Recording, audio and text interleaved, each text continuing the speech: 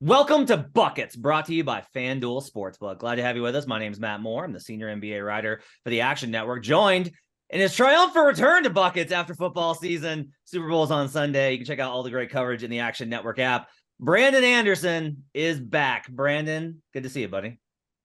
Good to see you. It's been a while. We got one more football game, and then it's all basketball all the time for the next 4 months going ahead. So it's fun to watch a little basketball more this week, get back in the flow of things.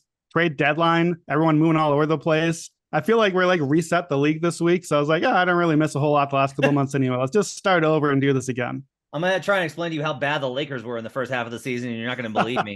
Also making his triumphant return, the crew, the three-man group is back together. Raheem Palmer from the Ringer Gambling Podcast is back with us. Ra, how you doing, man? Life is good. I mean, it's always good to have, us three back, doing it again. So it's always a lot of fun. So I'm excited to be here. Glad to have Ra back with us.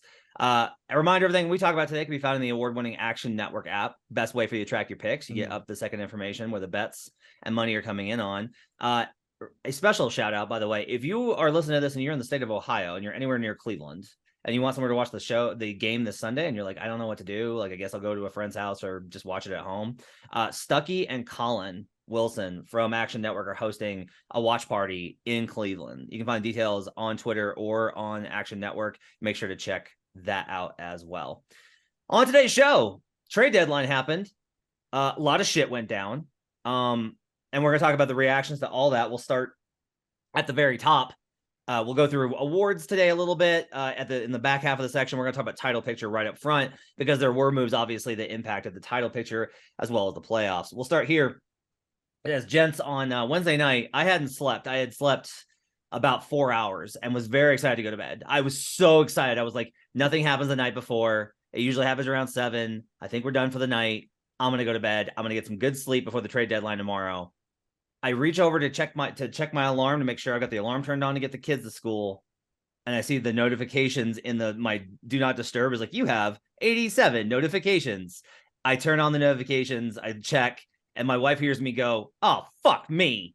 And that's because Kevin Durant was traded to the Phoenix Suns. Durant goes to Phoenix in exchange, along with Markieff Morris, in exchange for, and TJ Warren, in exchange for Mikal Bridges, Cam Johnson, and 4 first-round picks. A haul for the Phoenix Suns in terms of Kevin Durant that they sent to the Brooklyn Nets.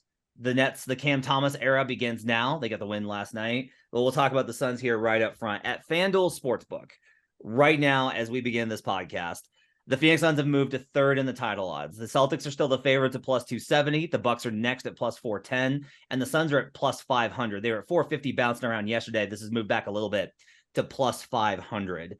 Ra, I'll ask you right now, are you buying or selling Sun stock right now? If you were betting one team to win the title, would the Phoenix Suns be it? No, I would not buy them at this current number. I think they're plus 500 right now.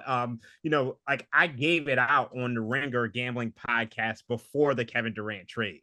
So you could have gotten it because I just kind of had a good feeling that if anybody traded for Kevin Durant, it would be the Suns. We know the Monty Williams. Okay, I'm going to stop you right there. If you're just going to come back in here to this show after being gone for a year and you're just going to start victory lapping, I bet them this summer before Kevin Durant requested a trade. No, I bet them all the way back then. No. I didn't say this summer. I said Tuesday. I know. So I was a year ahead of you. Raheem got a better number though. Raheem, what number did you get? I actually forget. I remember just kind of giving it out and throwing like peanuts on it. I didn't bet anything big. But I think at this point, I think it's not bettable because I think, Kevin Durant's going to be out. He's still hurt. It's going to take them some time to get adjusted. Devin Booker's coming back from his injury. So I think you want to hold right now. I don't think you want to sell, but I think you want to hold. I think that, me personally, I still think the Denver Nuggets are the best team in the conference. So I think you want to be buying them rather than the Suns right now. I got them at 10-1 last summer was where I got them at. I bet them again.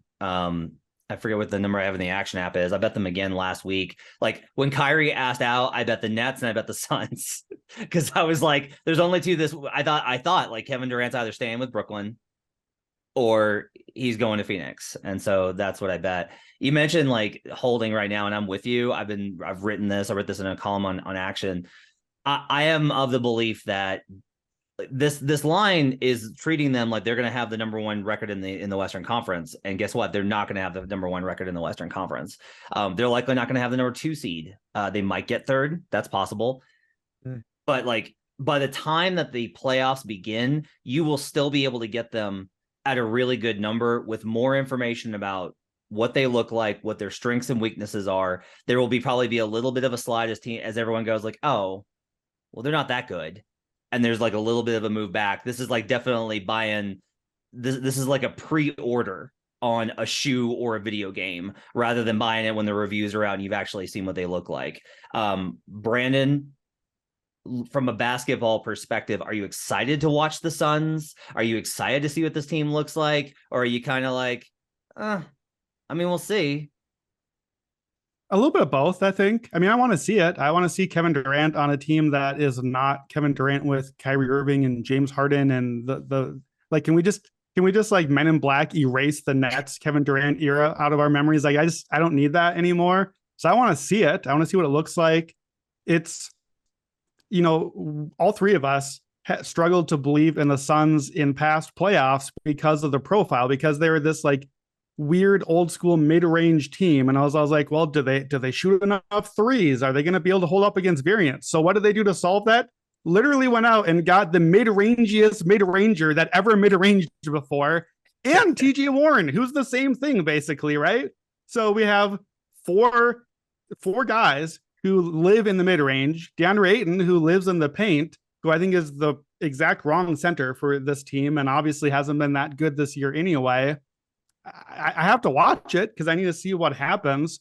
It feels like another one of those teams where we're going to be like, all right, well, here we are in the playoffs. We have 12 games where we've seen these guys play together. 12 games. What do you make of the 12-game sample size, Matt? What do we think of the numbers here? Like, right? Because Kevin Durant is 34, has played 129 games the last 4 years, has won 1 playoff series during that stretch, by the way.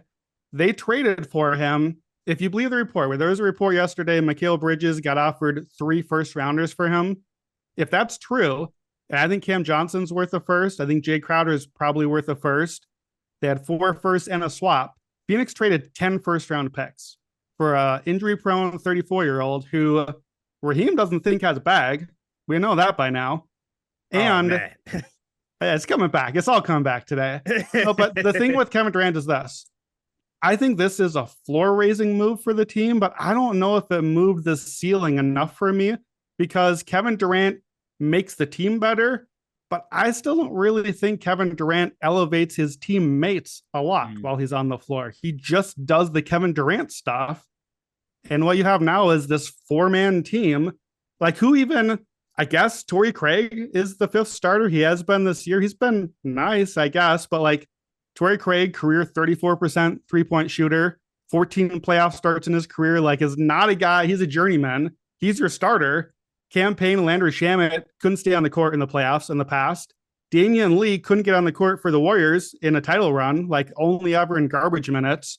TJ Warren has had 1 good season in his career and hasn't been healthy since then. They got Baisley now. Maybe he's good. He hasn't really been good yet. Hasn't played on a meaningful minute ever in his NBA life. Like the depth, the injury question marks, I feel like we kind of just made another like Clippers Nets thing where it's like, oh yeah, on paper, what a great team. And then we're just never going to really see it. And then in a few years, we're going to be like, well, that was it for the Suns. We never really got to see it all work, but at least they got 3 picks back. And what an year that was. Let's put it under the rug again. Yeah, I do want to mention, I want to give one little shout out because he's really impressed me this year. Guess what Damian Lee is shooting from 3 this season? I looked it up, so I won't guess. Oh, that hurts me because it's my favorite number in the NBA. Damian Lee's shooting 45% from 3-point range this season. Oh my God. Yeah, he's been absolutely ridiculous. Yeah, so the injuries are another kind of component of this. Is just Chris always gets hurt in the playoffs, and like I don't enjoy that. Like I'm a Chris Paul guy. Chris always gets hurt in the playoffs. He got hurt last year. He got hurt the year before. Like he always, even when they made the finals run, he had the injury versus the Lakers that almost cost him that series. KD obviously has a lot of injury issues. Now he's been healthy for the playoffs, but we'll see if he's able to get there. And Devin's nursing that hamstring. The hamstring is not going to like go away. Yeah. He took a long time off, but it's probably going to be sore until summer. The only way for those hamstrings to really heal is to take several months off. I've talked a lot about this. We did this when Brandon and I did how to bet conferences, which is the best value is always right before the playoffs. And I just continue to be like, look, if they wind up, let's say that the Suns wind up in the 3 seed, and they duck like Golden State's in the 7 and the Lakers are in the 8 and Nuggets are 1. And Memphis has to go through, and let's say like 4 or 5 is Dallas. And so like Suns have to go through, I'm trying to think, like the Kings or maybe even the Clippers or the Pelicans in the 3-6 spot. And then they get Memphis in round 2. Okay, now you're in a really good spot to bet on them because you're basically, like, in my opinion, all you're doing there is you're taking a higher plus number when they will probably be slight favorites versus the Nuggets, right? If the Nuggets make the conference finals. The other comparison that I think is kind of apt here is, Brandon, there was a good point that you brought up about how KD just kind of does KD stuff. It's hard to integrate Kevin Durant into an offense because you can't ask him to do stuff in the offense. Like he just has to do KD stuff. Otherwise, you're not taking advantage of him. So he always just kind of sticks out on the side. And trying to integrate that in 2 months, I think is going to be really difficult for the Suns. Plus, the Nuggets are kind of on the opposite spectrum. They're a lot like the 2014 Spurs, where everything is super connected. Like their best basketball offensively looks like that 2014 Spurs team. Everyone can shoot, everyone cuts, everyone moves, everyone screens. And that differential, I think, is pretty high.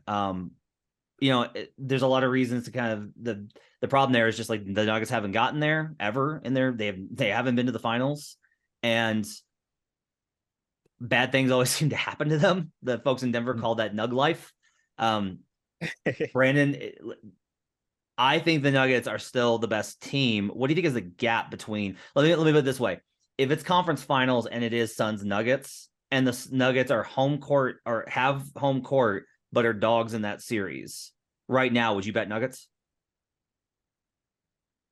I'm not positive what you're asking. Can you ask frame it? I'm asking on series price for a conference finals. If the Nuggets have home court, but they're plus 130 on the series line, would you bet Nuggets?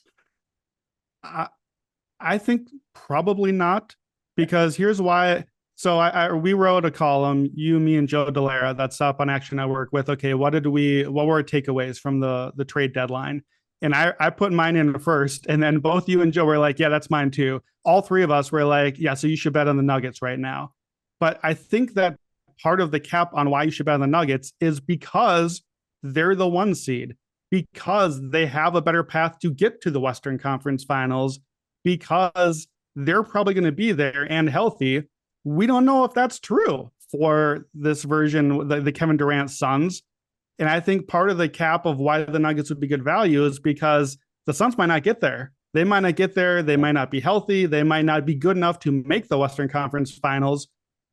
If we're there now, and now we're in the Western Conference Finals, and I'm assuming if they're favored, that we probably are the healthy Suns, then at the very least, maybe, you get the thing that we've talked about. We love when we like the road team in a series because you get the home team game 1 maybe gets the lead, and then you get the better price down 0-1 in the series. So I feel like that's probably what we would be looking for. And maybe you come back on the Suns then. My hope would be why I'm playing the Nuggets now is I didn't play the Nuggets plus 130 in the series. I play them plus 370 right now to win the West, and that's my ticket. And now I can come back on the 0-1 Suns down a game in that spot because, I'm probably going to want to hedge out when the healthy Suns, who apparently are healthy and look good and are in the Western Conference Finals, who probably they're not going to luck into just beating the Kings and the Grizzlies, who are the teams that none of us really believe in. So they're going to have to beat someone. So presumably they actually look worthwhile being there. And now I probably want to get out of the spot. But betting the Nuggets now is what gives me the opportunity to do that later. Ra, have you adjusted the Suns in your model yet? I haven't adjusted them yet. I mean, obviously, I still want to see them.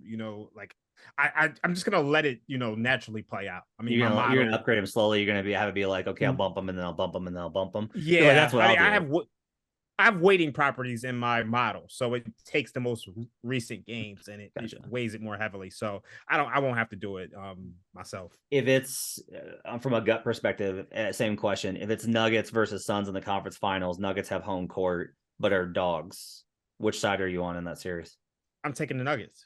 Okay. No questions asked. I mean, I think, these two teams played in the conference finals before, and, Jokic found ways to making it competitive, despite being completely overmatched, not having. Suns fans are gonna yell at you because one, it was not the conference finals, it was the second round, and two, they got swept. Yeah, well, definitely second round. But I mean, I think they were competitive in that series, and then obviously, to me, I think the Suns have lost a lot of depth. I mean, you bring in KD, but they don't have any of those wings that they had previously. And I think this Nuggets team is probably, they're clearly a much better team. And if they're healthy, I think they're the better team. So even with Kevin Durant over there. So you give me plus 130 with home court. I mean, you're telling me that's a 43%. I got to win more than 40% of the time. I got to take it. Yeah, I mean, what's weird is if you look at last year's team, that was so good. You basically take the three wings they just traded here. And I know Crowder has been playing now, but he still is not on the team, the version that was really good last year. So Crowder, Cam Johnson, Mikal, you replace them, I would say, I guess, with Durant, Torrey Craig, and Damian Lee. Like, that's the 3-for-3 swap. And obviously, we know who the number one guy is in that group. But in a playoff series where that was your top six, and now, like, I don't know if I want the upgrade to the number one if it means giving up the clear 2, 3, and 4 guys in that group and then a mammoth gap before 5 and 6. Like that trio took 15 3-pointers a game last year on average. I looked this up because we talked about the 2-point 3-point thing. So the Suns are actually shooting more threes this year as a team. They were 27th in 3-point attempt rate last year. They're up to 19th this year. And they're 5th in shooting percentage on threes. So they're making them. Matt, you talked about Damian Lee's percentage. The entire top 10 of the rotation is 37% or higher, except DeAndre Ayton, who doesn't shoot threes. So I think they're going to hit. Obviously, Kevin Durant's going to make threes. T.J. Warren can make threes. Like, they're going to make them, but they're not taking them. I think the offense is going to be fine. Like, they're going to figure stuff out. And you have Kevin Durant and then apparently one-on-one Devin Booker now because you can't double everybody. They're going to score. Tell me about the defense. Like, you guys, the X and O's better than me. There's no wings here. And I know the answer is like, buyout season. They'll just get like all the NBA All-Stars will come to the Suns now in the buyout. But that's not really how this goes. The defense hasn't been that great already this year. It didn't hold up in the playoffs last year. And now they just traded all their defenders. Am I wrong to be extremely worried about this defense? I think you got to remember how bad things got for them injury-wise and try and limit a little bit of taking the season. Like, their identity is very much warped by when they were without so many guys. Like, if you can't score because Devin's not there and you're having to play guys more minutes, like, you're just going uphill every single time. As an example, on December 1st, the Suns were 6th in defensive rating in the NBA. And so, like, they were still really good. And the counter for that is going to be like, they have Mikal Bridges, who is an awesome DPOY level defender. The wing defense is worse. I will say, like, KD has gotten better defensively in his old age. He's stronger. He's still super long. He gives great effort on that end. He's not going to be Mikal. I think their bigger problem is actually going to be with quicker guards. The Warrior series would get harder here. Like, that gets tougher. But I think guarding wings, you're okay. The Nuggets present a very specific set of challenges because of the center stuff. And DeAndre Ayton had a really good run against him. And then since that sweep, Jokic has destroyed him. He has annihilated Ayton, which usually happens, honestly, is it takes Jokic a handful of matchups to figure a guy out, and then he annihilates him. They'll probably struggle with Jamal Murray in that series without Mikal Bridges. Having to put Chris on him is going to be, I think, a little bit tough. The pressure point would probably be Chris Paul, or it would be MPJ versus Kevin Durant. And they have some options they can go to there with Aaron Gordon guarding him. But again, I kind of say that the idea of like, well, who's going to guard Kevin Durant is a dumb question, because no one's going to guard Kevin Durant. He's Kevin Durant. I also think that, like, rebounding wise, the Nuggets are awesome. They're elite in that category. The Nuggets are the best transition team that we've seen in the last 10 years. Statistically, they are the best. I think on defense, the Suns are going to probably still be, they'll have hard. I think one of the things I think that will happen is they are less switchable than they used to be. Like in that 2021 run, they were super switchable, and they're no longer as switchable. And that's going to give them problems versus teams like the Clippers and the Warriors. If teams can switch against them and they can't, that tends to cause some problems. So those are, like, on the surface, those are some of my worries. They have guys in terms of the wings, like Ish Wainwright's not bad. Torrey Craig brings physicality. They have like different options, but they're not going to be as good defensively as they were in that finals run. Do you agree, Ra? Oh yeah, I definitely agree. I mean, I do think Kevin Durant's going to help their defense. I mean, he's not necessarily Mikal Bridges, but I think he's a solid rim protector. So I like, matching him and Ayton, down low and being able to have all that length there. But yeah, I agree with you when you said that, the Suns' defensive metrics are skewed. I think they'll be fine for the most part, but I mean, Jokic in that Nuggets team is a different animal. So I definitely would be betting. Give me, Rob, I'm gonna ask you this. Give me one team in the Western Conference that, if it's not the Suns or Nuggets, you would at least consider betting to win the conference, and one team that you absolutely will not, that's in the playoff picture. You got Suns plus 500, Nuggets plus 750. The others are Clippers plus 1,200, Warriors 1,600, Grizzlies 18-1, Mavs 21-1, Lakers 55-1. Brandon, I'm just gonna go ahead and throw that out there for you. Kings 130-1. Of those options, Raw, is there a team that you are interested, that number, you don't have to bet it, but just say, like, I'm interested in that number, and then one that you're like, no, absolutely not? Okay, the one I'm so this is tough for me, just because I still think the Warriors have a real shot. Okay. But I think you're going to be able to get a better number on them later. Okay. So it's just like, I wanted to say the Warriors, but I'm not going to say the Warriors for that reason. If I'm looking solely at the number, I'm probably going to have to go with. I can't say it. I know what you want to take here. I want to take the Lakers. Like I want to take a shot. I was wrong. I thought you would go Memphis. No, I don't like Memphis. Okay. I don't like Memphis. Memphis is actually the team I will not bet. Okay. Give me the case for the Lakers. I think the case for the Lakers is that they traded probably the most destructive NBA player that I've ever seen in my lifetime for legitimate NBA players. And if Anthony Davis and LeBron James could stay healthy in what is probably like one of the weakest Western Conference, and I know it improved this week, but this is still one of the weakest Western Conference we've seen since, like the Jordan era. I think anybody can beat anybody. The Kings are the 3rd seed right now. The Grizzlies, who I don't believe in, are the 2nd seed right now. So at 32-1, I wouldn't mind taking them, a little flyer on them. Okay. And the Grizzlies are the one that you will not bet, which is weird because you were high on them last year. Why will you not bet Memphis? You said it last year. This is not a team that kind of profiles as a team who, wins in the playoffs. They continue to struggle in the half court. We look at their half court offense. They're 23rd in half court offensive rating, 94 points per 100 possessions. And you saw it in the playoffs. You actually picked the Minnesota Timberwolves in the playoffs. And, I think last year we both had Minnesota to win game 1. But I didn't jump all the way off the bridge and pick them to win the series because I felt like Minnesota was just too young. But when you look back at that series, they probably should have won that series. And I don't think the Grizzlies have truly improved year to year. Now, they did pick up Luke Kennard, which I thought was a great pickup for them. But I kind of look at this Grizzlies team as just a team that, they win at home because they get out in transition. They grab offensive rebounds and they get stops, but I still don't trust they have poor offense.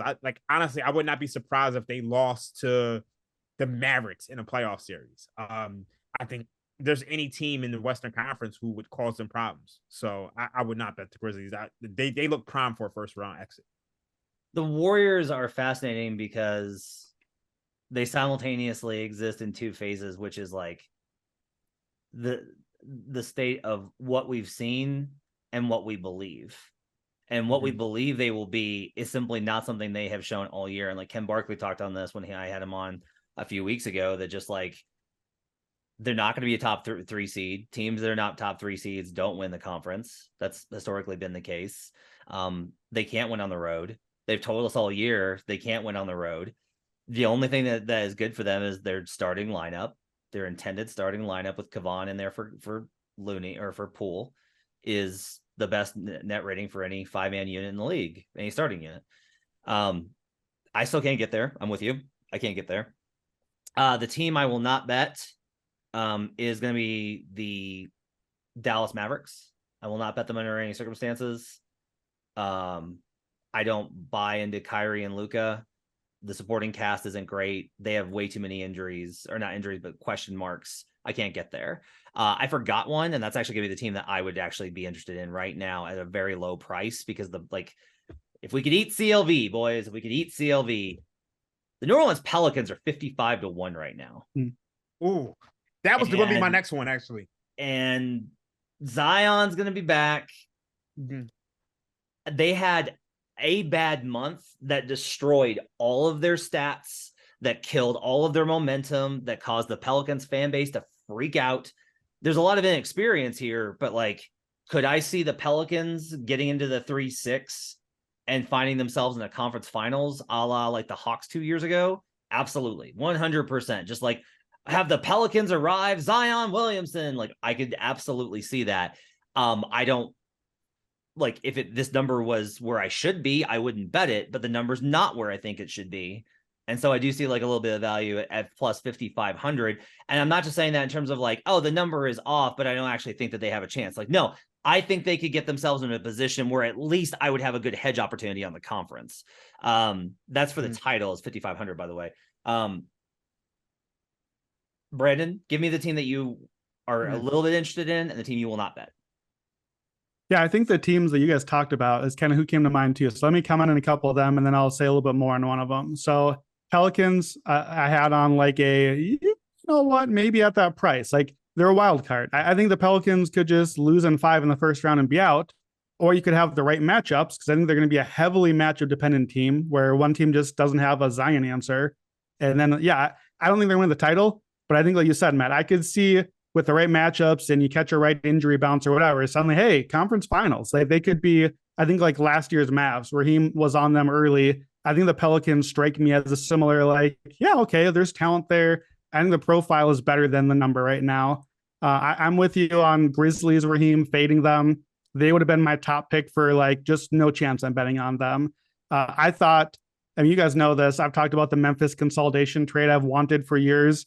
This is the end for the Dillon Brooks contract, and I thought they missed an opportunity. They didn't do it, and they didn't get that other piece. I want to be very clear on this. They couldn't do it based off of what I heard. Sure, fair. Oh, wow. So it's people no one likes Dillon Brooks at this point. No one was taking it. Yeah. Wow. But I think the Grizzlies are a fake 2 seed. They're the 2 seed in the regular season. I think we all think that they are somewhere between the 5th and the 7th best team in the West when it comes to a playoff series. I think the Grizzlies are much more likely to lose in the first round than to come out of the West. So I agree with that. I'm going to throw in one more team that I wouldn't bet. I'm not betting the Clippers. I'm done with this team. I don't like the moves they made at the trade deadline. Plumlee, Bones, and Eric Gordon out were John Wall, Kennard, Reggie Jackson. To me, that stinks of shuffling the chairs on the Titanic. You're just moving out. What did we do? We just brought in you know what we could use? Somebody who could just come in and create their own jump shot on this team. That's what I need. Give me Bones Highland and Eric Gordon. This literally the whole team is jump shot dudes. I think that the moves they made actually are kind of stealthily admitting that this is not the year. Eric Gordon has a team option for $20 million. He's not worth that, but I think they'll pick it up because that's a trade salary for next year. Bones Highland, you hopefully rehab a little bit, and now you got him for 2 more cheap years. After this season, they can trade this summer's pick and 2027, 2029. The Clippers are waiting for that other big trade. I think the moves they made yesterday are a stealth signal that this is not the year for them. And I think the whole season we've been watching is not a stealth signal that this is not the year for them. Like it, I think the Clippers are not it. My understanding is I know that Reggie Jackson was a PG guy. And my understanding is it was that John Wall was a PG guy too. And they're both gone. Kawhi wanted an upgraded guard. They got Eric Gordon. Like I'm very curious about those moves. The Mason deal, I think, is literally just like, hey, we need a backup center because our small ball units are not good. And there's a good chance that we play Jokic in the playoffs, and we cannot roll Marcus Morris out in small ball lineups. And Zoo's going to get in foul trouble. Like, you need 6 fouls versus Joker. So I think the Mason deal was mostly just that. Yeah, that's fair. So what was the team that you're kind of interested in, Dennis? Okay, so I'm going to talk about 2 real quick. The Mavericks that you mentioned were on my maybe interested, not at the price, but I hate it. I don't want anything to do with Kyrie. I don't want to watch that team. Like, you asked me, do I want to watch the Suns? I don't want to watch Luka and Kyrie. I don't want to see it. I don't need it. But the profile on paper to me, is good. The 4 factors, it's all the stuff I like. Yeah. Like they are number 1 in 3-point attempt rate, number 1 in free throw rate. They have great shooters.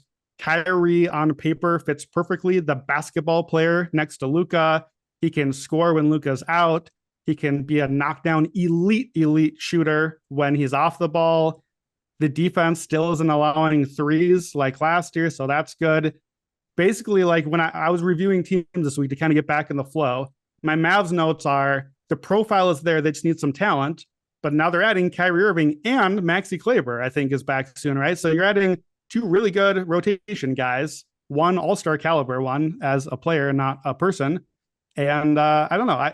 I can't put them on my I'm in on them list, but I can't be out on them. Like, if you told me the Mavericks are in the finals, I'd be like, okay, yeah, well, Luka was the best player on the court for 3 straight series, and Kyrie was an awesome sidekick, and sure, I guess Kyrie decided to play basketball for 2 months. Like, sure, I could believe that. I don't want to bet on it, but I could see it. I'm going the team that I actually have to play here at the number. You already knew it, Matt, when you gave the numbers out. It's the Lakers. I think the Lakers at the number, you have to look at them. It's a numbers play. Welcome back to buckets, Brandon. Welcome back. It's always the Lakers, right? Look, you talked about it on Twitter, Matt. They added 4 real NBA players to their top 8 rotation. Yeah. 4 actual NBA dudes. Maybe. I don't know if I really believe in Rui Hachimura. Like, he's the 4th. He's number 8 in the rotation. But I believe in him more than some of the other guys I got. Okay, but yeah. I don't like the other, like, look, my team, supposedly the Timberwolves, whatever the quote unquote my team is, who gave them all these guys. Like, my team is just the feeder for all these other teams. I am glad to have gotten rid of D'Angelo Russell and Malik Beasley from the team, but they are the exact sort of dudes that LeBron has won with his entire career. That's true. Yeah. Like the guys, you guys know, I hate these guys. They're like, shoot first, shoot second, don't defend, don't do anything, just shoot again. LeBron loves those guys. He always has a guy like that. This team, what did they need? The Lakers were awful 3-point shooting. They added Russell, who's having a great shooting year, and Beasley, who's always a great shooter. They were a terrible rebounding team. I think Jared Vanderbilt is an awesome fit on this team. And Jared Vanderbilt is like Tristan Thompson, another player that was always great with LeBron. Elite rebounder, hustle every second, good defender. These are LeBron dudes on this team. Yeah. And the rest of the roster sucks. It's terrible. But Anthony Davis, when healthy, was awesome. So if he ever gets healthy again sometime in the universe, LeBron is not LeBron anymore, but still top 5, top 10, whatever he is, and we'll get the best version of the playoffs. The case for the Lakers is, if everything is clicking, you have LeBron and Anthony Davis, who I think still, if healthy, is the best duo in the NBA, right? Like, I don't know who beats that. The new guys fit. The biggest problems I thought were addressed presumably by this trade. They're the 13 seed right now, right? But the Thunder is ahead of them. They should pass them. The Jazz and the Blazers, I think, kind of stealth tanked with some of the moves they made at the deadline. I don't believe in the Warriors. I'm worried about Steph's injury. They're 4 games back from the 7th seed. It's not going to be easy. They're going to be like 4 straight road playoff series to win a title. So I don't know. They have to go 16-10 just to finish 500 and probably make the play-in. Wow. And 16-10 is not an easy task for this Lakers team. So it's a very long shot. And I already have a ticket in from, I can't remember. I dupe myself in the Lakers like every couple of months just to like hedge on my emotions. It's like Matt betting against the Chiefs in a big game. So I have something from the summer, I think, but I think the number is too long here. And I think if you imagine what this team could be, the top 5 percentile version of the team, we're probably not getting it. We're probably getting another disaster and they just don't even make the playoffs or losing the play-in. If the top 5 percentile version, the guys are healthy, these pieces fit, how many teams are you sure beat these Lakers in a 7-game series right now? Are you positive that they beat them in a 7-game series? I think it's very few. I think I would probably still pick the Celtics and the Bucks. That I'm pretty well convinced, and I think that's it. I don't think there's anyone else that I would say, yeah, I'm positive. I definitely am taking that team to for sure beat the Lakers, that version of the Lakers. The stat I found this morning, because I was curious about it, the injuries for the Lakers have made it to where you have this kind of idea of like, well, they've had just guys been in and out of the lineup. So I looked it up. When LeBron and AD have played this year, they're 11-13. They're 2 games under 500 when LeBron and Anthony Davis play together. That's wild. Like, that's concerning. Yeah. And you say, like, that's why they got all these guys, and it's true.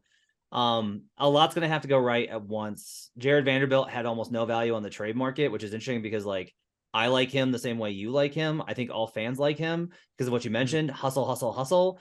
And I think that there was a kind of consensus around the league of like, yeah, he tries hard, but yeah. And then, with D'Lo, it was basically like Minnesota was like, sure, 100% will help you do this deal.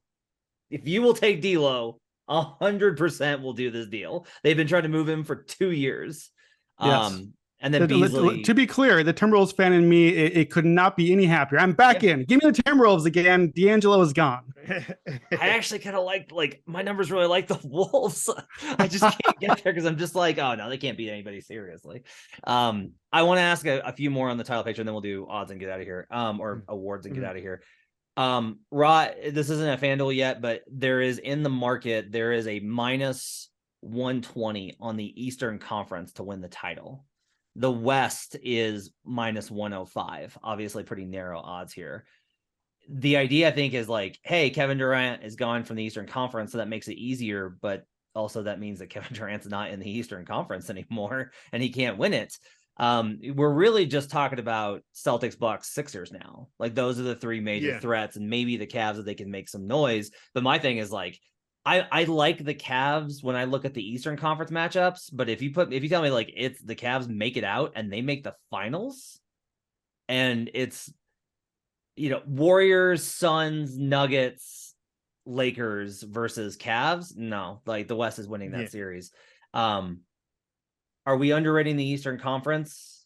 Or I definitely think that if you're going to do it, you need to pick whichever team out of the East you just like and go with that team. Obviously, since only one can win, but I'm curious about your thoughts on the East-West balance as far as the title odds go. I mean, I still think the East is where it's at. Okay. I think the Bucks and the Celtics are just like so much higher than pretty much anyone else. Like, the numbers don't really point to it, but outside of the Celtics have a 5.7 SRS. The highest SRS, like, outside of them are the Nuggets at 3.84. And if we think and obviously the Bucks have dealt with injuries all year. They've had their other issues, but they finally turned it on. So I just think those 2 teams are just a step above everybody else. And everybody else is kind of playing for second. And then when you look at the West, look at the West. Memphis Grizzlies are second. The Kings are third. So I just think I mean, you're asking a lot for a Western Conference team to be favored. So I actually think, whoever the Bucks or the Celtics play in the finals are likely, I mean, they're gonna be favorites in those series. So I probably, if I had to take it, I would take the East. Brandon, You're saying Bucks or Celtics would be favored over whoever in the West, correct? Oh yeah, Yes. without a doubt. What do you think, Brandon? Yeah, I think the same thing. I think the East is a 2-team race. So I would not do that bet just on the East because I am unnecessarily paying for the Sixers, who I do not want any price on. So I would much rather create my own ticket and just bet Celtics and Bucks individually. I don't have the number, but I'm sure I'm going to get it better than a -120 that way. But I think it's a 2-team race. And I think personally, I think the most important trade deadline move, I mean, obviously Kevin Durant is the big thing. But I think the most important pickup is Jay Crowder to the Bucks. Yeah. Jay Crowder is playoff tested. He's going to be in their final lineup on the court. Like, look, Jay Crowder plus Giannis, Chris, and Drew, plus Brooke if you want a big, or Pat Connaughton, maybe Joe Ingles if he's more ready by then. Importantly, if it's one of those Crowder 2 for 14 days, not Crowder, you can put in Pat and Ingles instead and still have the wings there. Like, that's nasty. That's a nasty team. It's a nasty defense that has an elite defensive profile. They gave up 5 seconds, right? They gave up 5 second rounders to get Jay Crowder, but they gave up guys, George Hill and Serge Ibaka, who are like combined 85 years old and should not have been in the rotation. Like, addition by subtraction don't get them anywhere near the lineup. I think the Bucks are the Bucks. Like, we already know what this team is. They won a title. And then, as we recall, because I was on the wrong side of it, they pushed these Celtics to 7 games without Chris Middleton. They were right there and almost beat the Celtics last year, the better Celtics a year ago, without Chris. And now you add, hopefully back healthy by then, fully Chris Middleton, Jay Crowder. The Bucks are in a tier alone to me. The Bucks are my title favorite. I don't know that I need to run to bet it right now because I think we're going to go up and down and they're not going to be the 1 seed and there are going to be other spots to get it.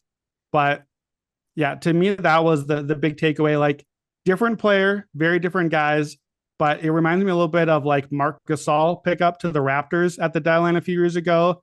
That glue guy that comes in and adds to a championship core. And suddenly it's June and we're like, hey, you know what? That Jay Crowder pickup at the deadline, that really has made a big difference here. Like, that's the guy to me. Bucks Nuggets finals matchup plus 950 at FanDuel. You know how I hate playoff finals matchups. I literally looked at that exact bet in our article yesterday. That's how much I like Bucks Nuggets as the finals. Though I want Bucks over Nuggets though, because I would very much like Milwaukee in that series. So if I could get an exact result, then I would take it. But I want the highest plus money I can get on it. You can. That is plus 2,100. All right, put me down. I'm betting it. I'll put it in the app. Let's go. Let's go. Let's go. I think I'm gonna take some of that Bucks Nuggets. I like that one. Nice. The one I pulled out from our article, I took Pacific Division to win the title plus 160. That's in the market right now. I like that bet quite a bit. Now, bear in mind, like, I have a Nuggets ticket from preseason. Like, I needed to see them in preseason with their new pieces, and then like there was an immediate like, oh, this team's gonna whip ass, and so I bet the Nuggets then. So I'm good with Nuggets, and so this ticket gives me a very good position with. I get, like, the teams I get in this are ridiculous. I get the defending champion Warriors. If the Clippers decide to actually try, I get the Phoenix Suns with Kevin Durant, and like. We get the Lakers with, hey, maybe actual NBA players get LeBron to another title. Oh, and hey, just saying, light the beam, baby. Sacramento Kings. We'll throw them in there as well. Because God, what would be more awesome than a Kings finals run? It would be an absolute destruction in the finals, but it would be an amazing thing to watch happen. So I like Pacific Division plus 160 to win the NBA title. I think that's a good value right now. Let's talk about some of the awards ramifications of the trade deadline. It was interesting to me, and I talked about this on Monday with Albert, that Luka is all the way down to plus 1,000, and he's missing some games right now. He First, Shams reported today that he was going to play, and now Tim McMahon said that Luka literally said he's not. So some miscommunication there. Whoopsie. Sure, the market loved that. But like Luka's plus 1,000 after a closing line of 400. He's still going to play probably enough games for it to be close enough for him to be within range. Brandon, I'll start with you. I personally don't see Luka's usage dropping enough to where the reservoir he's already built up with the advanced and per game stats are going to be hurt that much by Kyrie coming on board. And if we agree that Kyrie probably raises their regular season ceiling just from the perspective of the minutes won't be as bad when Luka's not on the floor, the numbers, like you talked about, all those 4 factors numbers, that reveals itself in mine too. My numbers really like the Mavericks. They've liked them all year. It likes them a little bit less now than it did earlier, thankfully, because it was getting a little uncomfortable there. That was getting a little awkward for me. I have such a big position on Luka. I don't really need to bet this even at plus 1,000, but that number really stands out to me, that even with how much I think, Joker's in the driver's seat and Joel's right behind him, if the Mavericks get to 49 wins and Luka's numbers are that great, I still think he's going to pull voters. If something happens that disrupts the top 2 standing, like Luka has a solid reservoir of support already. We've seen that in polls. So to me, the plus 1,000 here, regardless of whether I can bet it or not, it's a bad number. Yeah, I think personally, and I'm not a voter, and what I think doesn't actually matter. I think MVP is over. I think Nikola Jokic is the MVP. It's done and dusted. I also think that it's not just going to play out that way for the rest of the season, because we get bored and we have to tell stories, and somebody is going to make a push. We're going to have multiple media pushes. We're going to be part of it. The 3 of us are going to be part of the push that I hate, because we're going to get bored and need something to talk about on our podcast. And I think Luka is the guy that is the most obvious push guy for that. Dallas is 8 games back of Denver. Dallas is not going to catch Denver in the standings, barring like Jokic missed 2 months or something. So they're not catching the Nuggets, but they're 2 back on the 3 seed. I love the Kings, but I don't think they're going to stay the 3 seed. If the Kyrie thing works, I agree. I think the numbers, the raw numbers and the advanced profile, I don't think Kyrie's presence and shot taking is going to take away from that enough to matter. Like the numbers are still going to be, oh yeah, Luka is clearly a top 3 candidate. The raw numbers and the advanced numbers will be there, and probably second, depending on what happens with Embiid. Kyrie, I think, helps because presumably if he plays, you always have to have the disclaimer, but if he plays and they do well, they probably are the favorite for the 3 seed. They're 4 games back in Memphis for the 2 seed. If you get to the 3 and the 2, then you're like, oh, well, I don't know. Luka, he's shiny and he's new and young, and we want to have him as the face of the NBA, and Jokic is boring and already wins all the MVPs. Like, I get it. Like, I think it's done, and I think it's Jokic. I would not bet Embiid. I never have for this award. I don't want it. I think if you want to make a different bet or a case for who could take it from him, I think Luka's the only guy. So I think from that perspective, that's probably the price you would look at. I personally would just take Jokic minus 145 or whatever the number is out there. I just think it's going to be him in the end. But I think if you have the big Jokic position, like you and I both do already, I think, I don't have any Luka. So maybe you tell me. I have no Luka in my portfolio right now. I got my Kawhi stock. If Kawhi makes a run, I got him. Do I need to add some Luka at 10-1 here to balance out my Jokic? First things first, this MVP award is not done yet. I don't know if when you were in the NFL bubble, you missed what happened 2 weeks ago, but I mean, I watched it. Joel Embiid put up 47 points, 18 rebounds, 5 assists, 3 steals, 2 blocks on the reigning MVP. What happened in the next game for the Sixers?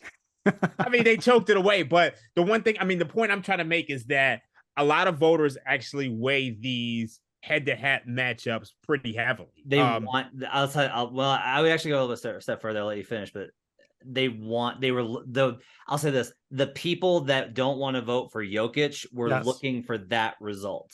They wanted a reason. Yeah, that's a reinforcement of it. The problem is I think that at this point there's less resistance to Joker than there was 2 seasons ago. Go ahead and finish your thought. Now, I do think Jokic is the rightful favorite, but I think like when you see results like that where, Embiid does what he did to Jokic, I think it leaves the door ajar for somebody to steal it. Now, I don't know if that guy is Luka. I'm gonna be honest with you. Like to me, I don't know how successful this Mavericks team is gonna be. They're gonna have a top tier offense, but defensively, I don't see it. So I'm wondering if the guy is actually Tatum. I don't think his numbers are going to be as good as Jokic, Embiid, Luka, or Giannis, but you saw the injury to Jaylen Brown. You saw Marcus Smart is banged up. You see Robert Williams is a little banged up. You see Al Horford is a little banged up. I'm wondering if those injuries kind of leave the door ajar where you have a Celtics team that's, by far the best team in the league right now. So I'm not sure if I'm going to take it, but I wonder if, that 17-1 is priced a little bit too low. But I think Embiid has a real chance of stealing it. I do. I will just say for Rackham, which that's where we do the awards parlays. Brandon, Joker, Paolo, Jaren, Shea for most improved because I still think he's going to win, and Norman Powell, who has now taken the lead for points per game off the bench. That 5-man parlay is plus 2808. So I'll go ahead and get that Rackham out there. I think too. I smirked at first when you brought up Jason Tatum because when he was the MVP leader earlier in the season, we were on here being like, don't do it, don't. And I smirk when I see his number because I think it's the right number now. Yeah. I think you're right, though. With Jalen out, Tatum, I think, is the next narrative guy. I think either the Mavs are suddenly look super awesome with Kyrie and there's a Luka push, or I think Tatum gets the push. So if you can cash out, then I think Tatum is the right play. I don't think he's going to win it, but I think I don't think he's going to win it either. Shorten. I mean, but and the one thing, obviously, I'm at the Ringer right now, and it's basically the Boston Collective, and a lot of those guys have MVP votes. So I mean, when you see that, when you see that injury, you got to think, he could get a narrative push. I'll just say this: like, you're right, but like Bill's going to vote Joker. That seems very. He's definitely going to vote for Joker. That seems pretty set. Here's another thing too. So with Luka, like we like the Luka push because they added Kyrie.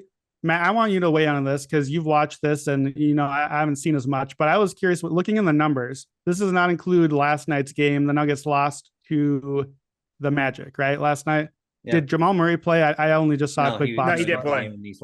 Okay, so this is current then. Last 15 games Jamal Murray played. He's averaging 25, 5, and 6 on 50, 45, 90 shooting. He's got a 5.0 box plus minus. Basically, they're 13-2 in those games. Here's my case. Are the Nuggets, Jamal Murray, we knew was going to take some ramp up into this thing. The Nuggets are already the 1 seed, and adding a player just as good or better than Kyrie Irving, the way Jamal Murray is playing right now, basically adding that to what they've already been with Joker. As much as we say, well, Kyrie's here, shouldn't the Mavs get better? What if the Nuggets just get better because Jamal Murray is this awesome and suddenly the Nuggets win the 1 seed by like 8 or 10 games? So it's funny that you mentioned that. They lost to, I forget who they lost to in December. They started to turn the season around on December 7th. That's when the Nuggets season that's when they started to, that was when they lost the Mavericks at home. And that was like the low point for that team. And after that is when they started to, I don't mean to say this, but it's kind of accurate, try. The starters really started, like literally I talked to the guys and they were like, we need to get on the same page in terms of communication. We just need to put a little bit more effort into figuring these things out. It wasn't trying in terms of running. It was trying in terms of like putting the effort into to do the things that help you win. And they started to do that.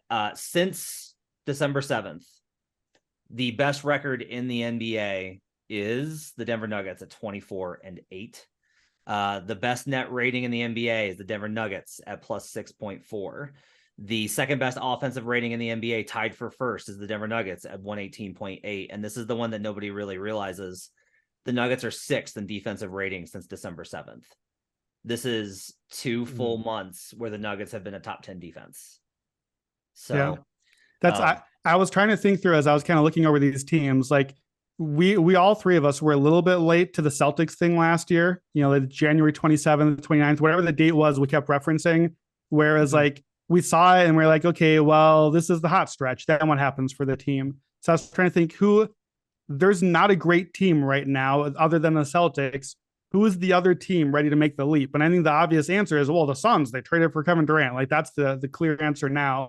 But I was trying to look as I was kind of prepping on these teams, who is it that we don't really see it because of the first couple of months?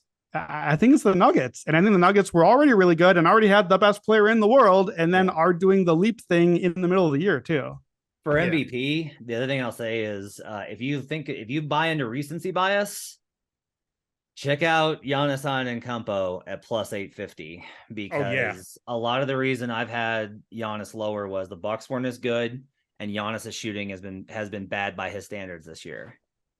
And he's shooting 60% from the field over his last 15 games. He's been an absolute monster. He's just terrifying. And the Bucks are just rolling teams. And so if the Bucks wind up if they go on another run like they did last year, like all of my concerns about them in December and January are gone. I'm like, oh no, they stopped that. They're fine now.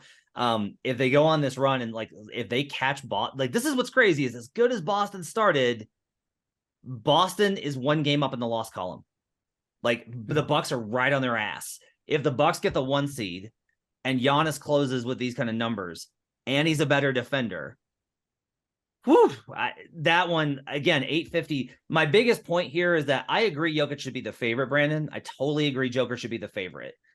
But the market is Joker should be a moderate favorite, Embiid should be pretty close, and then there's everybody else. And I'm like, no.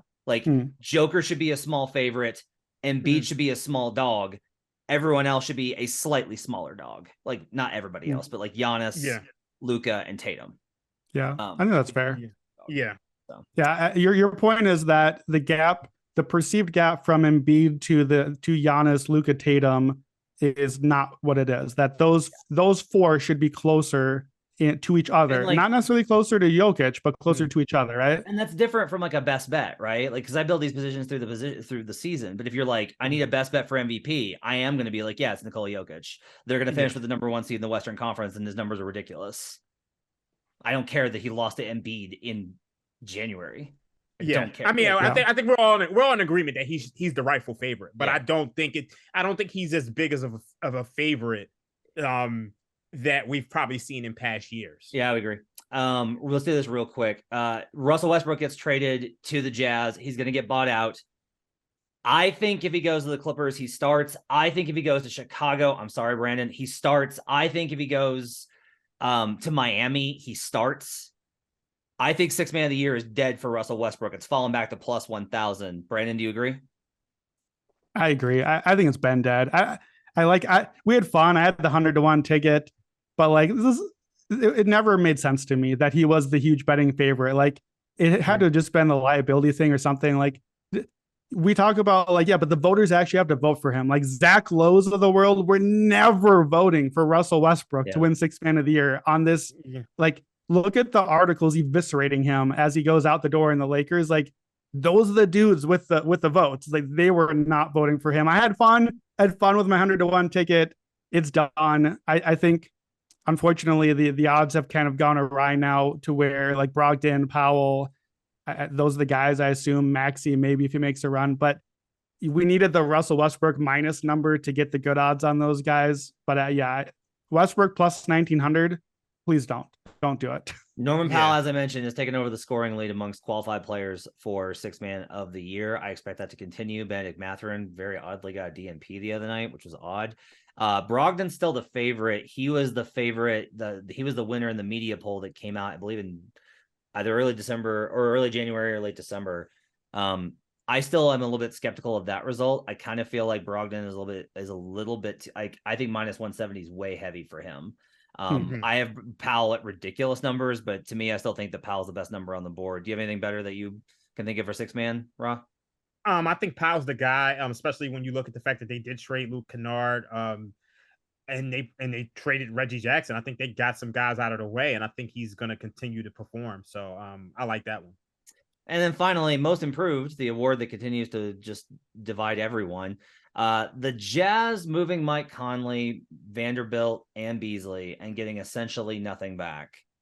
Very much looking to the future. That was it was odd because Danny Ainge waited until it was too late and then is like, okay, now you can tank. And it's like, for what? Like, what, you gonna tank for the 13th pick in the draft? Is that what you're doing here? But hey, maybe they win the lottery and it works out. Brandon, I still think I think Shea wins this. I am very I know that he didn't get as many votes for most improved, and Laurie was very strong in that category. I think Laurie is deserving. I have a Laurie ticket. But to me, Shea Gilgeous-Alexander at a plus number, I really feel like there is going to be a drive from voters to be like, we got to recognize what this kid's done. Like, he went from being like, oh yeah, Shea's pretty good, to like, Shea is an all-star. The Thunder could be a solid playoff team next year, which at Holmgren, because of Shea. He's like, all the all-stars want to play with him. The leap is significant, much the way that Ja's from year over year was. This is a very Ja pick, which was last year's winner. I really like Shea Gilgeous-Alexander at plus 125 right now. Yeah, I think between those two, I think if it comes down to it's either Markkanen or Shea, I think it's Shea.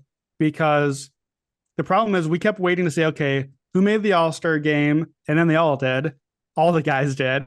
And then who was going to make the playoffs? Like, that's high in my criteria list for this award. But now it turns out none of them are going to. Markkanen is probably not going to. I don't think Shea is going to, as much as the bottom of the West kind of made their push and OKC didn't. Tyrese Halliburton, I wanted to maybe be like, well, maybe that's the long shot, but I don't know that Indiana is going to make any more of a playoff push either.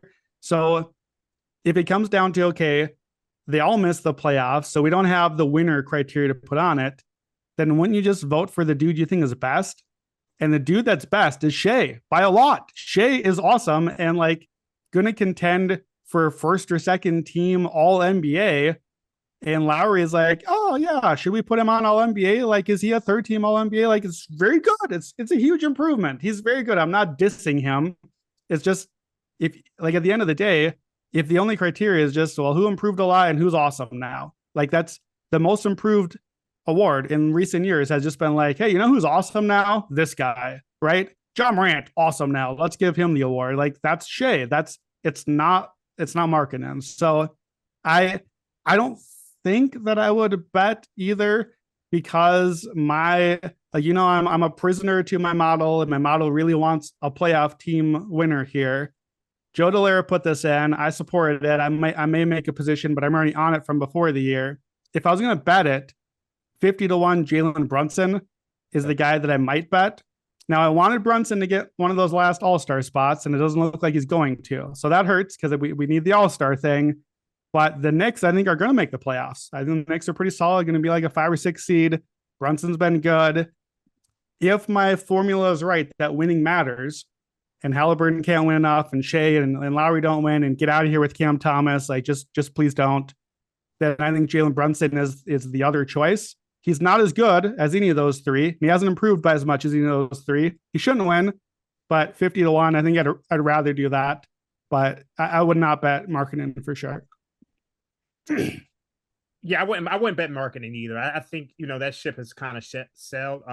I think, Shai Gilgeous-Alexander, he's 5th in scoring. My preseason pick was Anthony Edwards, and he's like really turned up the second half of the year, but he has such a slow start that I just don't think he's going to get it, which is unfortunate, just because I was really high on Anthony Edwards really making a push this year. But I just think Shai Gilgeous-Alexander has just really taken things to the next level. I mean, anytime, you're averaging 30 points a game, I just think it puts you just in another category. So I think you got to go with him. Guess who's third in odds? Cam Thomas. Yeah. Get out of here with that. Oh man, he's been awesome. He had 3 straight 40 burgers before last night, and the Nets won. What if they go on a run behind Cam Thomas? So the Nets didn't trade all the dudes. We thought they might just unload everyone at the deadline. They traded no one. Like, I don't know. I know there's a way to bet this. I kind of like the Nets now. Me like, too. I kind of feel like the Nets could maybe win a playoff series as like I don't know. Could the Nets beat the Sixers? What if the Nets beat Miami? Yeah, the Nets could beat one of those teams in a series. Like they're gonna have like 10 dudes versus 2 dudes in one of those series. I kind of like them. Like you can't if Benjamin has any hope of being anything, the team you've wanted for years around Ben Simmons is Ben plus shooters. Like we accidentally made Ben plus 3-and-D shooters. All the 3-and-D shooters are just hanging out in Brooklyn now. It's kind of interesting to me. The game plan for most playoff series is how do you stop the engine? Well, there's no engine. It's just a bunch of parts running around all on their own. Yeah, you mentioned Ben Simmons, by the way. Oh, you remember my long shot that I gave out in preseason, Brandon? Ben Simmons, first team All-NBA, right? Is that it? I found that ticket yesterday and was like, oh, that's sad. That's money I set on fire. All right, that's gonna wrap it up. My thanks to Raheem Palmer. You can check him out on the Ringer Gambling Show. Awesome stuff all the time over there. You can follow him on Twitter at I am Rostradamus. You can follow Brandon on Twitter at Wheaton Brando and check him out in the Action Network app. Make sure to download the app. Best way for you to track all your picks. Good luck with all your Super Bowl picks. We'll see you guys again on Monday for the weekend recap. We'll see you guys again next time. Until then, let's get buckets.